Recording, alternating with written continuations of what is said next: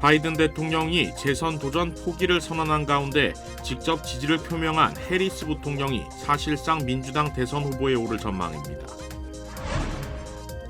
마이애미 국제공항에서 지난 주말 칼부림 사건이 발생해 공항이 수시간 동안 마비되는 등 큰 소동이 이어졌습니다. LA시가 역사와 전통에 기반해 20년 이상 운영해온 중소기업들을 지원하는 프로그램을 시작했습니다.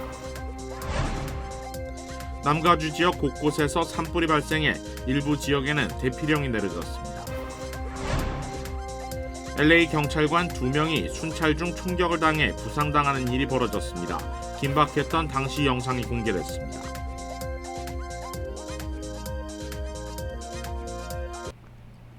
시청자 여러분 안녕하십니까? KBS 아메리카 뉴스입니다.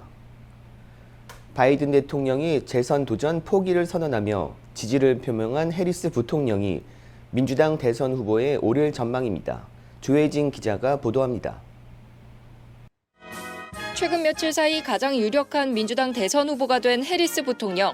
첫 공식 행사로 백악관에서 열린 미국 대학스포츠협회 우승팀 축하 행사에 나서 바이든 대통령에게 감사를 전했습니다. And I am first-hand witness that every day our President Joe Biden fights for the American people, and we are deeply, deeply grateful for his service to our nation. 민주당 내에서는 해리스 부통령에 대한 공개 지지 선언이 잇따르고 있습니다. 빌 클린턴 전 대통령과 힐러리 클린턴 전 국무장관은 해리스를 지원하기 위해 모든 것을 하겠다고 밝혔습니다. 민주당 원로 낸시 펠로시 전 하원 의장도 열렬한 지지를 보낸다고 말했습니다. 신중한 모습을 보이던 상하원 민주당 지도부도 곧 지지를 선언할 전망입니다. 미국 언론들은 하킴 제프리스 하원 원내대표와 척 슈머 상원 원내대표가 해리스 부통령을 만나 대선 후보 지명을 지지할 것이라고 보도했습니다. Vice President Kamala Harris has excited the community. She's excited the House Democratic Caucus, and she's exciting the country. AP통신은 해리스 부통령이 벌써 민주당 대의원 1000여 명의 지지를 받고 있는데 이는 대선 후보로 확정되기 위해 필요한 대의원의 절반 이상에 해당한다고 설명했습니다. 코로나19 확진으로 델라웨어 사저에 머물고 있는 바이든 대통령은 현지 시각으로 이르면 내일 백악관으로 복귀해 대국민 연설에 나설 전망입니다. 워싱턴에서 KBS 뉴스 조혜진입니다. 바이든 대통령이 후보직을 사퇴하게 된 계기는 트럼프 전 대통령과의 대선 후보 TV 토론이 가장 컸다는 분석입니다. 박일중 기자가 보도합니다. 취임 당시 이미 역대 최고령이었던 바이든 대통령이 TV 토론회에서 보인 모습은 지지자들에겐 충격이었습니다. Dealing with everything we have to do with, look, if we finally beat Medicare. 재앙이었다는 평가와 함께 곧바로 다음 날 뉴욕타임스에선 후보 사퇴를 촉구하는 칼럼이 나왔습니다. 힘찬 목소리로 사퇴론을 불식시키려 했습니다. I know, like millions of Americans know, when you get knocked down, you get back up. 하지만 민주당 내 사퇴 요구는 커져갔고 조지 클루니를 비롯한 후원자들도 의회까지 이룰 수 있다며 가세했습니다. 그럼에도 그의 말실수는 계속됐습니다.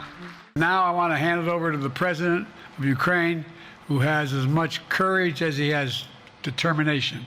Ladies and gentlemen, President Putin. 트럼프 전 대통령은 피격 때도 주먹을 불끈쥐며 강인한 모습을 보였지만 바이든 대통령은 코로나에 걸려 유세도 못하는 처지가 됐습니다. 결국 가장 큰 우군이었던 오바마 전 대통령과 펠로시 전 하원의장마저 등을 돌리면서 토론회 이후 24일 만에 경선에 이기고도 재선을 포기한 최초의 미국 대통령이 됐습니다. 부인 질 바이든 여사도 지지를 표했고 민주당에선 애국적 결정이라는 찬사가 나왔습니다. 백악관 고위 당국자는 바이든 대통령의 이번 결정에 건강 문제는 주요 변수가 아니었다며 대통령직 수행에는 문제가 없음을 거듭 시사했습니다. 뉴욕에서 KBS 뉴스 박일중입니다. 전현직 대통령 경호를 담당하는 비밀 경호국 책임자가 도널드 트럼프 전 대통령 총격 부상 사건에 대한 경호 실패를 인정했습니다. 킴벌리 치틀 비밀 경호국 국장은 오늘 이 사건을 조사하는 하원 감독위원회 청문회 증인으로 출석해 지난 수십 년 사이에 가장 중대한 작전 실패였다고 밝히며 이 비극에 대해 책임을 받아들인다고 말했습니다. 치틀 국장은 그러나 나는 비밀 경호국을 이끌 최선의 인물이라고 생각한다며 자진 사퇴를 거부했고 재발을 막기 위해 백방으로 노력할 것이라고 다짐했습니다. 트럼프 전 대통령은 지난 13일 펜실베니아주 버틀러에서 유세 도중 총알이 귀를 스쳐 부상당했습니다. 당시 비밀 경호국은 저격범이 유세장 인근 건물 지붕에 있다는 사실을 확인했지만 총격 때까지 약 20분간 아무런 대응도 하지 못해 경호 실패 지적을 받아왔습니다. 지난 주말 마이애미 국제공항에서 칼부림 사건이 발생했습니다. 이로 인해 공항이 몇 시간 동안 마비되는 등 큰 소동이 이어졌습니다. 보도에 이우수 기자입니다.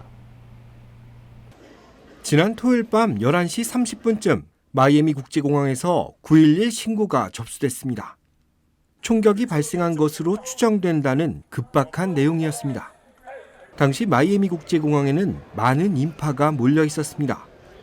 며칠간 지속된 IT 대란으로 평소보다 많은 인원이 늦은 시간까지 공항에서 대기했던 겁니다.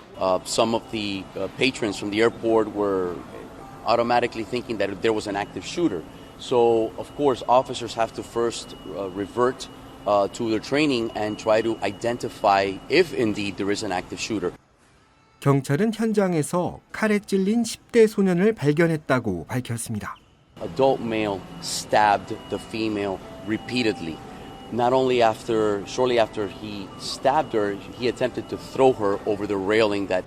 터미널 안간에는 당시 긴박했던 상황을 말해주듯 피해자의 혈흔이 남아 있습니다. 경찰에 따르면 용의자는 식사를 하던 17살 소년의 팔과 어깨, 머리와 다리 등을 18차례나 흉기로 찔렀습니다. 피해자는 인근 병원으로 후송돼 수술을 받은 것으로 전해졌지만 정확한 상태는 아직 알려지지 않고 있습니다. 경찰은 현장에서 올해 29살의 용의자 알렉산더 러브를 체포했다고 밝혔습니다. 범행에 사용된 흉기를 증거물로 압수했는데 용의자는 범행 전 인근 타겟에 들러 흉기를 구매한 것으로 확인됐습니다. 경찰은 남성 용의자와 당초 여성으로 알려졌다 오늘 10대 소년으로 정정된 피해자의 원한 관계를 조사하고 있습니다. Detectives are trying to determine at this point what is the ties of the relationship between the male and the female, and also what business, if any, they were conducting here at our airport. 용의자는 1급 살인 미수와 계획적 살인 미수 혐의로 기소됐습니다. 용의자는 범행 당시 자신이 마약에 취했다고 주장한 것으로 전해졌고 오늘 열린 재판에서 보석 불허 판정을 받은 것으로 확인됐습니다. KBS 뉴스 이우수입니다. LA시가 역사와 전통에 기반해 20년 이상 비즈니스를 운영해온 중소기업들을 지원하는 프로그램을 시작했습니다. 윤범수 기자가 소개합니다. LA 레거시 비즈니스 프로그램, LA시 경제노동개발부서가 운영하는 지원 프로그램은 크게 4가지 항목으로 나뉩니다. 사업체 운영에 있어 필요한 기술과 리소스 지원, 잠재 고객들에게 노출 빈도를 높여주는 마케팅 지원, 시정부의 계약 또는 여타 다른 프로그램과 연계해주는 정부 연결 지원, 그리고 마지막으로는 최대 $20,000에 달하는 재정 지원입니다. 대상은 LA시 권역 안에서 20년간 운영하고 있고 매출 규모가 연 $500만 넘지 않는 중소사업체들로 특히 지역사회의 문화적 전통이나 정체성에 오랜 기간 기여하고 있다면 혜택을 받을 수 있습니다. 자영업자가 많고 한국 문화적 가치를 유지하고 있는 상당수의 한인 사업체들이 대상에 포함될 수 있습니다. 신청은 2단계로 나뉘어지는데 1차로 해당 비즈니스를 프로그램에 등록시키는 절차를 거쳐 2단계 재정 지원 신청을 할 수 있습니다. 1단계 신청을 반드시 마쳐야만 2단계 신청이 가능하기 때문에 특히 재정 지원 신청 희망자는 반드시 1단계 신청을 먼저 완료해야 합니다. 2주 후에 열릴 이제 두 번째 페이즈 2는 지원금을 이제 드리게 됩니다. 직원이 일단 W2를 받으시는 직원이 일단 한 분이라도 있으시면 해당이 되시는데 직원분이 한에서 5분까지는 $10,000 페이백 안 하셔도 되는 그랜트 폼으로 지원금이 나오고 두 번째는 5분이 이상, 6명 이상이 직원이 있으시다. 그러면 $20,000까지 지원금을 받으실 수가 있습니다. LA 한인회는 내일 오전 10시부터 오후 2시까지 한인 중소사업주들을 대상으로 프로그램 1차 등록 신청 행사를 개최합니다. 경제노동개발부서 관계자들이 직접 현장에 나와 필요한 상담과 신청을 도울 예정인데 LA시 사업자 등록증과 간단한 주소 정보, 사진 등을 지참하면 도움을 받을 수 있습니다. 내일 행사는 별도의 예약 없이 선착순으로 현장에서 바로 등록이 가능하며 마감이 되지 않는다면 행사가 끝난 이후에도 한인회에 연락해 신청에 필요한 도움을 받을 수 있습니다. KBS 뉴스 윤범수입니다. 남가주 지역 곳곳에서 산불이 발생해 일부 지역에서는 대피령이 내려졌습니다. 남가주 인랜드 엠파이어 지역에선 어제 산불이 발생해 수백 에이커가 전소됐으며 일부 지역에는 대피령이 내려지는가 하면 주택 여러 채가 소실됐습니다. 산불들은 리버사이드, 코로나, 그리고 샌버나디노 앤젤레스 구규림 등에서 발생했습니다. 어제 오후 1시쯤 리버사이드에서 발생한 하워드 산불은 오늘 오전 기준 500에이커 이상을 불태웠지만 진화율은 0%입니다. 이번 산불로 약 1,500채 주택들이 산불 위협을 받은 가운데 최소 3채가 소실됐으며 다른 4채는 파손됐습니다. LA 경찰관 2명이 순찰 중 총격을 당해 부상당하는 일이 벌어졌는데요. 당시 영상이 공개됐습니다. 지난 3일 수요일 오후 9시쯤 LA 경찰국 순찰차가 음주운전으로 의심되는 차량에게 정지하라고 신호합니다. 그러나 차량은 멈추지 않고 속도를 내더니 다시 멈춰섭니다. 그리고 순찰차가 정지하자 차 안에서 경찰을 향해 자동소총으로 수십 발을 발사합니다. 경찰도 권총으로 대응 사격에 나섰지만 용의 차량이 빠르게 도주합니다. 경찰 보디캠 영상을 다시 보면 총알이 차량 앞유리를 뚫어 파편이 튀는 장면이 그대로 보입니다. LA 경찰국은 유리 파편에 경찰관 2명이 머리 부위에 상처를 입었지만 총에는 맞지 않았다며 병원 치료 후 퇴원한 상태라고 밝혔습니다. 용의자는 사건 발생 9일 만인 7월 12일 살인미수 혐의로 체포됐습니다. LA 카운티 검찰은 용의자는 경찰 살인미수 1건, 경찰에게 자동소총을 발사한 폭행 2건, 경찰차에 총격 1건, 자동소총 소지 1건, 중범죄자의 총기 소지 2건의 혐의가 적용돼 모든 혐의가 인정되면 최고 종신형을 선고받을 수 있다고 설명했습니다. 용의자는 $202만 5천 달러의 보석금이 책정돼 수감 중이라고 밝혔습니다. 용의자는 모든 혐의에 대해 무죄를 주장하고 있습니다. 우편물 배달 관련 문자 메시지 등 우체국 사칭 사기가 기승을 부리고 있어 주민들의 주의가 요구되고 있습니다. 보안업체 가디오는 올해 2분기 연방우정국 사칭 사기가 가장 많았다고 밝혔습니다. USPS도 우정국을 사칭한 문자메시지 사기가 많은 것을 알고 사기를 주의하라며 직접 경고하고 나섰습니다. 연방우정국은 USPS 배송에 고객의 확인이 필요하다는 내용의 문자메시지와 온라인 링크가 함께 올 경우 이는 스매싱이라고 불리는 사기로 절대 링크를 클릭하지 말 것을 당부하며 고객이 특정 우편에 대한 USPS 추적 요청에 등록했을 경우를 제외하고는 고객에게 문자를 보내는 일은 없다고 강조했습니다. 전문가들은 해당 링크에 접속하는 순간 해킹으로 개인정보가 유출돼 신분 도용과 각종 금융사기 피해를 볼 수 있다고 경고했습니다. LA에서 푸드트럭이 폭발해 5명이 다치는 사고가 발생했습니다. 위티어 경찰국은 지난 토요일인 20일 오전 9시 16분쯤 관할 지역에서 푸드트럭이 갑자기 폭발했다고 밝혔습니다. 리프트 커피숍 옆에서 영업하던 트럭으로 리프트 커피숍이 매장을 대신해 트럭에서 커피와 음식을 판매하던 중 폭발이 일어난 것이라고 경찰은 설명했습니다. 이번 폭발로 5명이 부상을 입은 가운데 2명은 중상이라고 경찰은 전했습니다. 경찰은 프로판 가스가 화재 원인으로 보고 조사를 진행 중이라고 설명했습니다. 지난달 푸틴 대통령에 이어 지난주는 러시아 국방차관이 방북했고 이번엔 러시아 검찰총장이 북한을 찾았습니다. 조빈나 기자가 보도합니다. 이고르 크라스노프 러시아 검찰총장이 평양에 도착했습니다. 러시아 검찰총장이 북한을 방문한 건 처음입니다. 크라스노프 총장은 평양에서 강윤석 북한 최고인민회의 상임위 부위원장, 김철원 중앙검찰소장 등과 회담하며 북러 정상회담의 후속 조치 이행을 강조했습니다. внести позитивный вклад в поддержание баланса сил в регионе, а также заложить основу для построения новой евразийской системы безопасности. Уверен, что значимая роль в его реализации должна отводиться органам прокуратуры. 회담 후 러시아 검찰청과 북한 중앙검찰소는 디지털 통화와 디지털 금융자산을 이용한 범죄, 부패와 공적 범죄, 정보통신기술 범죄 등에 대응하는 데 협력하기로 서명했습니다. 크라스노프 총장은 특히 러시아의 정보통신 범죄 분야 경험을 북한과 공유할 수 있다며 북한 검찰 관계자들을 러시아로 초청했습니다.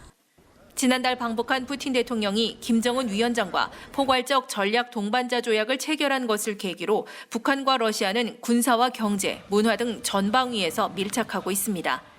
지난주엔 러시아 국방차관이 군사대표단을 이끌고 평양을 방문해 김정은 위원장과 만났습니다. Ведется работа, в том числе в исполнении тех договоренностей, которые были достигнуты в ходе недавнего официального визита президента Путина в Пхеньян. 러시아 학생 250여 명은 북한 원산에서 여름 방학을 보내기 위해 어제 블라디보스토크에서 출발했습니다. 또 블라디보스토크에서 열리는 제1회 국제 청소년 체육 대회에 북한도 선수단을 파견했습니다. 베를린에서 KBS 뉴스 조빈나입니다.